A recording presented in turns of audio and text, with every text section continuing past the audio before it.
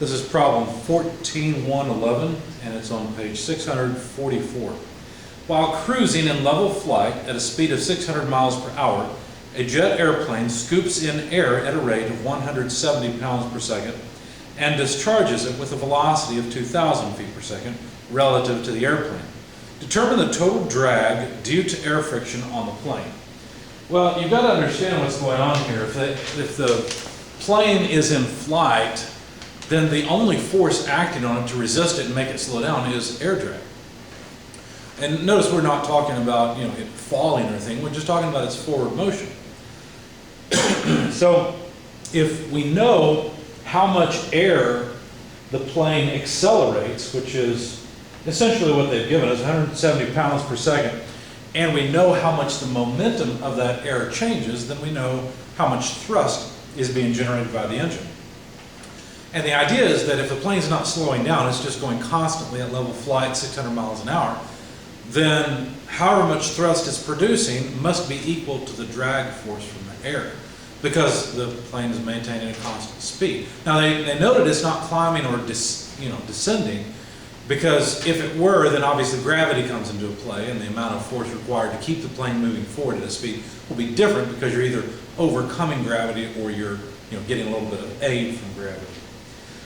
So let's go write down the various things we're given. We've got a velocity of 600 miles per hour, a mass flow rate, m dot, of 170 pounds mass per second. That's the amount of mass that's tossed out, and an exhaust velocity of 2,000 feet per second. Of course, this is relative to the plane. Because if the plane's moving at 600 miles an hour, then you can think of it as air flowing into the plane at 600 miles per hour. And we're supposed to find the drag force. And we're just assuming that the drag force will be equal to whatever thrust is generated by accelerating this air out the back end of the engine.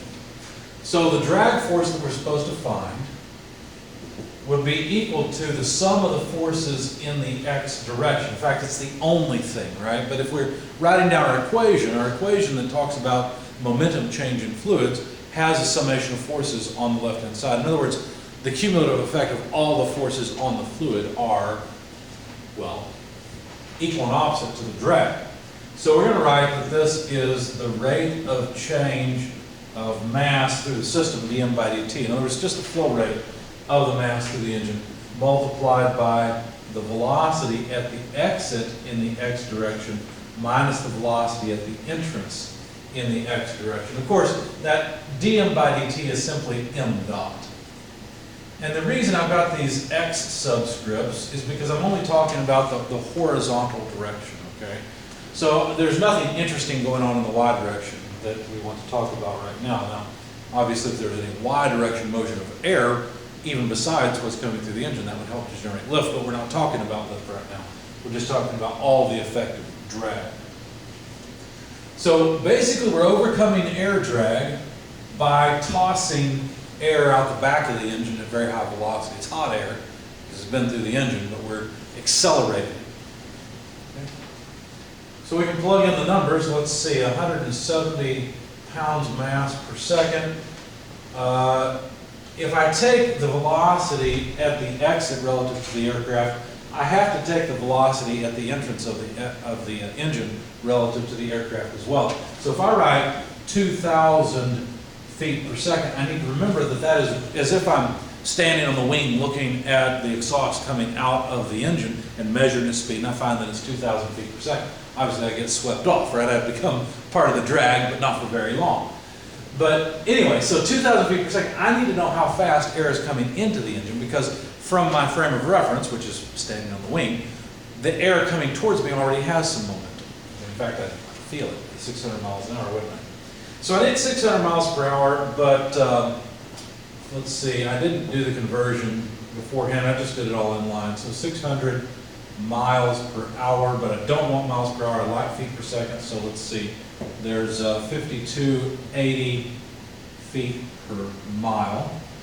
And I don't want hours, I hope this doesn't run off the screen, but all I'm going to do is put 1 hour over 3,600 seconds. And so now the hours and the miles go away, I won't have feet per second. My bracket's certainly out of the frame, but it's there. So plug in all of this into your calculator. The number you come up with is 190,400 pounds mass foot per second squared. Because look, we've got pounds mass feet and then second squared in the denominator for all of the terms. Now, this is a force. This is as legitimate a force as a pound force. However, it's not the same magnitude, just like an inch is not the same magnitude as 1 foot of length. So this is a force because it's mass times acceleration, but I would like to have pounds force. So we'll use the conversion factor formerly known as G sub C. It says 1 pound force is 32.2 pounds mass foot per second squared. And notice that the feet, the second squared, and the pounds mass all go away. And when we plug the numbers into our calculator, this is about 5,913 pounds force. That's the amount of force or thrust that the engine is generating, and all of that thrust is not going into accelerating the craft. It was if it could fly in outer space, which obviously it can't, but if it could, and it was actually accelerating mass like this, then it would just continuously accelerate.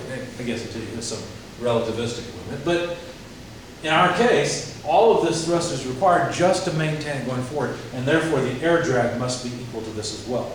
See, because these two are equal and opposite to each other in their directions. Their magnitudes are the same, which is what we really care about here. But this is the amount of thrust. It's almost 3 tons of thrust that the engines have to generate just to keep the plane moving forward.